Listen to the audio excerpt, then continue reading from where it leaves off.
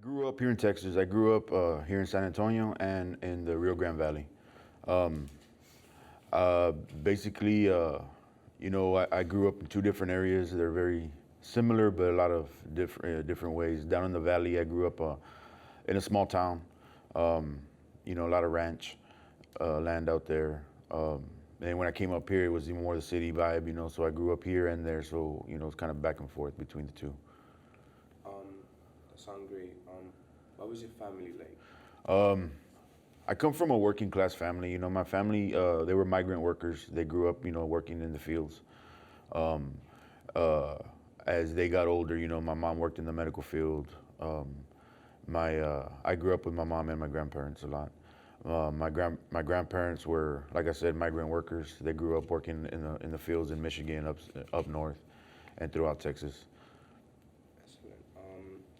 So I was notified that today you would be telling me a story about you. So I want to get through that first before I ask you the other questions. That way I could get some knowledge and know more about you, basically. All If right. you don't mind telling me the story. Just like a story about myself. Yeah. Yeah. I grew up basically, like typical Chicano.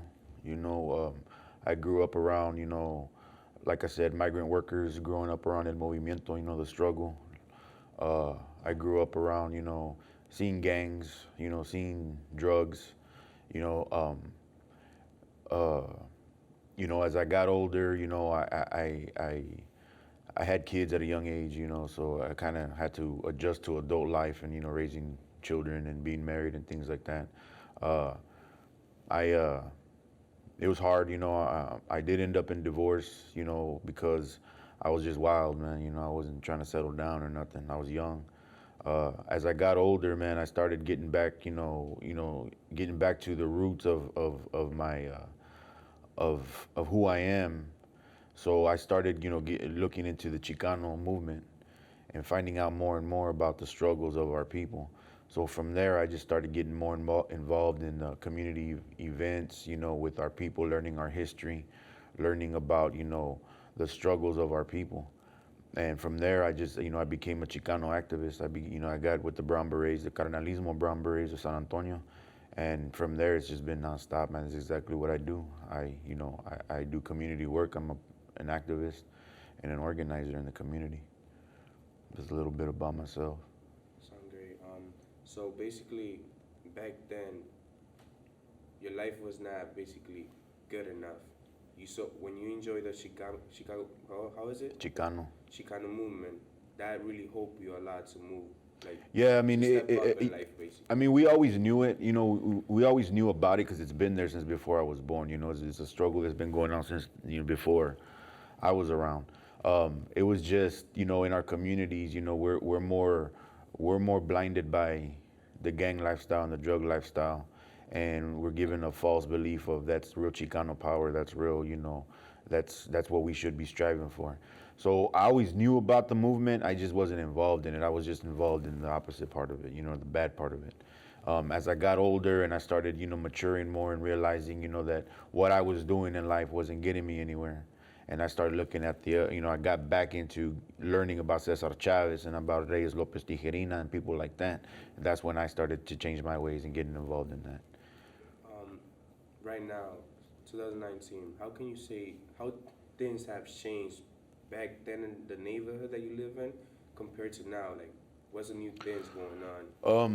Well, there's really not much. I mean, it's still a lot of the same issues that are there, but I believe that now with social media and everybody being more and more connected and more and able to kind of do their own research on certain topics, there's a lot more open-mindedness. A lot of people have their minds open to change and stuff, and a lot of people aren't falling victim to what we fell victim to back in the day. Back then we didn't have that open communication with people from, say, other cities, you know what I mean, to be able to see that, hey, they're going through the same struggles we're going through over here.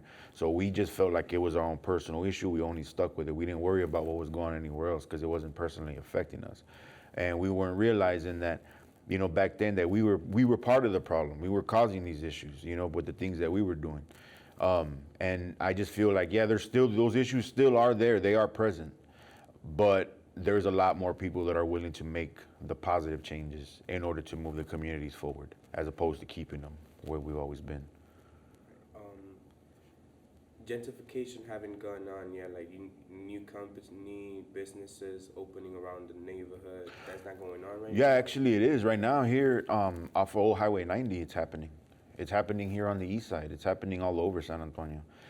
We just got back from Austin last weekend, and it's happening out in Austin. You know, the gentrification is happening. It's happening in my neighborhood. It's happening, you know, where I grew up. You know, in the valley. It's happening everywhere you go. It's happening.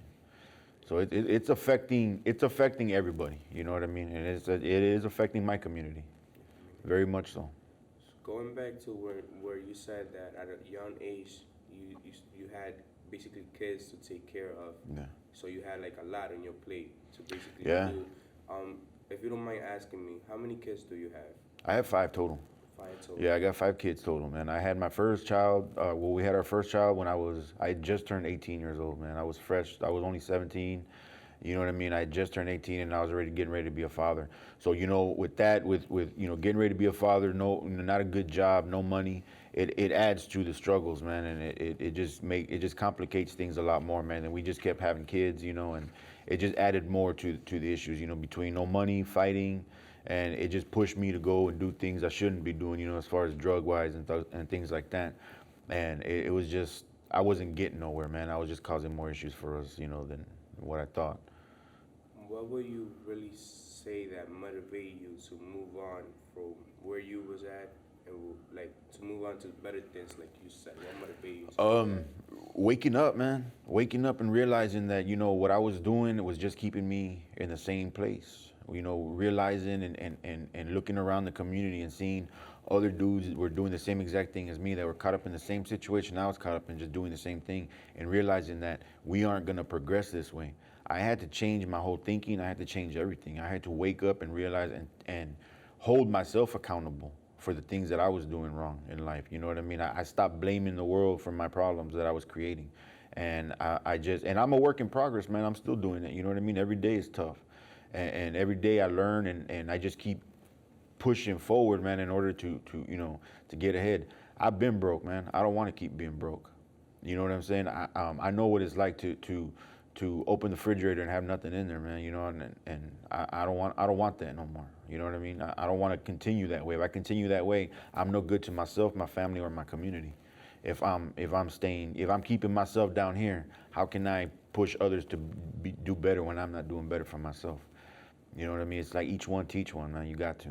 It's like they say, every day you learn something new. Exactly. And you find a different path to go through. Exactly. Find something better in life. Yes, sir. If there's anything in this world you could change, what would it be? Man, it's a lot, man. I guess the system, because the system at the end of the day is what keeps policies in place and keeps us where we're at. You know what I'm saying? Until the system changes, then we can see some positive changes for everybody. Equality. You know what I mean? I guess, you know, to answer your question, it would be like, yeah, it's the system, but you know, everybody has equality. You know what I mean? Equal rights for everybody across the board. How would I say this? Between your neighborhood, what are the population around there like? And if basically racism is Ethnicity? Yeah, like ethnicity, like what's the Well, most the majority ethnicity in my neighborhood is Chicanos, Mexican. Chicago? Yeah, yeah. So basically, there's not no races going on. Oh yeah, it's there, man. I mean, you know, even we're taught, like I said, we're taught that we don't affiliate with these people because they're black or they're white or this and that. You know what I mean? We're all given this mindset, man, at an early age, man. That you know, you if somebody's different from you, they're all of a sudden bad, man. And that's it still happens. It's there, you know, and a lot plays into that, man. You know what I mean? Especially in our neighborhoods, you got gangs that are, you know, racist, but it's more like prison politics with them. You know what I mean? But it comes out into the streets as well. So there's that, and then there's the fact that our older our older relatives, had this mindset back then. So, we see them be this way as we're growing up. So we think it's okay. So we develop the same, mindset. It's just, it's there though, but it happens. It's happening. But let's say between y'all, because I know I could be, let's say I could be black or Hispanic, and like me personally, I could have something towards my own race. Like I would be like basically, I could be black and they could be white, but we still the same. Like they Hispanic and I'm Hispanic, and I would be like, I don't like that person right there. Like this is not me. So does it happen between y'all? Like oh yeah, man. I mean, you got, especially with Mexicans, man, like Mexican Americans. You got a lot of, Chicanos or Mexican Americans, however you identify, that were born on this side of the border, that believe that we're better than the ones that were down there. You know what I mean? We believe we're better than them, when in reality we're the same. We're the same exact people. The only thing that's separating us is a border that was put there. That is it. But we've convinced ourselves for so many years that because we were born on this side, that we aren't the same as them. You know what I mean? And we get a lot of racism from them as well, because of the fact that we were born on this side. They have the idea that we think we're better than them, and we've created that. And there's that divide. So that racism is there. You know what I mean? Even with Chicanos, you have light-skinned Chicanos, you have dark-skinned Chicanos, and you have the light-skinned Chicanos that think they're better than the dark-skinned Chicanos, and that they make them feel like they're below because they're dark-skinned, and things like that. So it's there. It happens. Definitely. It's basically like me saying, I was born here. Let's say I was born in the United States. Let's say I'm Dominican. Yeah. And then you have that person that just came from Dominican Republic, and they would just tell me, "Oh, you're not Dominican. You was born here." Yeah. Even though your parents are from there, like your background Exactly. and everything is from there, and it goes on like everywhere. Yeah, it happens. Yeah. It happens everywhere. You're not Mexican enough. We get from people from Mexico. You know what I mean? You think you're white. That's how you get that. You know what I mean? And then we in turn do the same thing back to them. Well, you're this. We give them derogatory names. And they give us derogatory names. Like we're considered pochos to them. They call us pochos. Over there, and then we retaliate with mojao, and you know what I mean. And it's bad. Last thing, if there's anything else that like basically I didn't share, like you didn't get to share with me, or something that you want to basically tell me, or something that you feel like you want to let out, and like so I could get to know you more, and know how is it like background wisely, religious wisely, when it comes to like the neighborhood you live in and what you go through in the daily life. If there will be anything you want to tell me. Now, just to keep we need to keep uniting and keep educating ourselves. Everybody, black, white, brown. There's a lot going on in this world right now, man, to where that is affecting all of us across the board, and we need to just come together and understand, that we all have one common goal that we're all trying to get to, man, and we have one oppressor that is keeping us from getting to that goal. You know what I mean? And just keep educating ourselves, keep the lines of communication open between, communities, between people of color, people, different organizations, and just keep moving forward, man. That's all I'm striving for, you know what I mean? And that's all I'm out here trying to do. It's a dream. Yes, sir. If there's anything I didn't ask, you could just tell me, and if not, Santos, do you have any questions that you feel like I didn't ask? I wanted to ask, what is a word of wisdom that you would give to the youth or anybody? Just question everything. Read, educate yourself, keep your mind educated on the true history, on your true history, on who you really are. Like they were saying earlier in the panel, man, the school system is not teaching us our proper history. They're leaving out a lot. You know what I mean? So like the guy was saying earlier, his wife's a teacher and she's coming home being like, man, I'm being questioned by these kids. That's a good thing. You know what I mean? Let's not forget that when our kids come home from school, there's still more teaching to be done. You know what I mean? The correct teaching. We need to just, keep moving forward and keep questioning everything and learn as much as you can, read as much as you can, and question everything. Definitely. I love the fact that back in the main room, you mentioned that basically at schools are teaching one thing when in reality like something else. Yeah. Like how you brought up Columbus Day, like Yeah. that really stuck out. That's Yeah, man. I mean, even when I was in school, we were taught, Columbus Day was coming. It was a holiday. You see it on the calendar. You see it, you see it everywhere, and we were given this false, idea that he discovered this land when, how can he discover something that was already populated? right. You know what I mean? He never even set foot on America, or what is considered America now, but he never even set foot on this land. He never left Haiti or Cuba. You know what I mean? This land was already populated from all over Central America, all the way down to Brazil, all the way up to Canada. This was our land. It was populated. We were one people. You know what I mean? There was no border separating us. You know what I mean? We were all indigenous to this land. So, why isn't that taught to us? Why is why are we not having Indigenous Peoples Day all over? No, we're celebrating a man that committed genocide, that committed, rape and torture and enslaved people. I mean, to me, I always found it funny how the school pushes for everybody to be, bully free and be good people, but we're celebrating a man that did this. I mean, It's like basically me. I'm from New York. yeah, He has his own street that goes all the way from the top of Manhattan's all the way to the end. yeah, And like it's just, and he has his own statue standing up like in, I think it's a 72nd Street, and they have it there standing up. And like there've been a lot of people fighting for them to take it down, and they haven't approved it yet.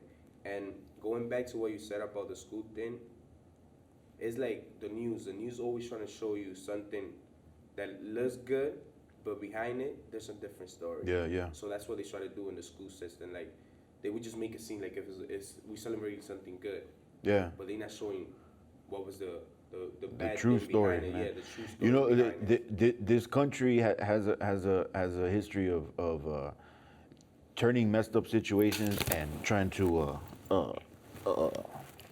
turn them into like a fairy tale and trying to make them, like it's a good thing. You know what I mean? Without telling the true story, man. They do it a lot, not just with Christopher Columbus. I mean, they do it with a lot. You know what I mean? Even like with Pocahontas, for instance. You know what I mean? Like they created this love story out of that. When this was an adult coming to kidnap a teenager. You know what I mean? She was a teenager, man. I mean, she wasn't a woman.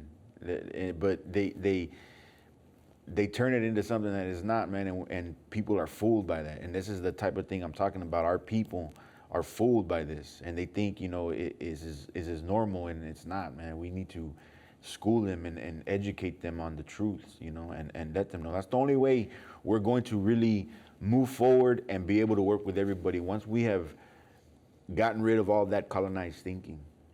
You know what I mean? And move forward with the real deal. The real deal thinking of what's going on in our world and what has happened in our history. Right. Same with like Andrew Jackson. They're trying to Exactly, man. Exactly. There's just we celebrate. We've made heroes out of people that aren't that, man. They have turned them into heroes, and they have made us believe that these people are heroes. That it's gotten to the point now that if you speak out against somebody and you say these things about somebody, that you got people from your own race or whatever attacking you for even doing that, man. They're defending this person for what they did, and you're wrong. It's just Try to cover behind it. yeah. If what's it called? If there's like somebody out there that would basically listen to this interview or watch this interview, what would be something important that you want to let them know about your experience about this, basically? Just it's hard, it's tough. Life is tough, man. That's what it is. It's not easy, and just you got to stay in the fight, man. That's the only way. You're gonna have a lot more disappointments than achievements, but when you do get an achievement out of it or something good comes out of it, it's worth it. It gives you it makes you want to continue the fight, to keep moving forward. And just stay in, and like I said earlier, just continue to educate yourself. That's the only way you're gonna see through all this nonsense, man. Is you continue to educate yourself and create your own thought process. You know what I mean? Don't let other influences, you know, dictate what you're thinking or what you believe in. If you believe in something, stand for it, man. And you know what I mean? And stand your ground.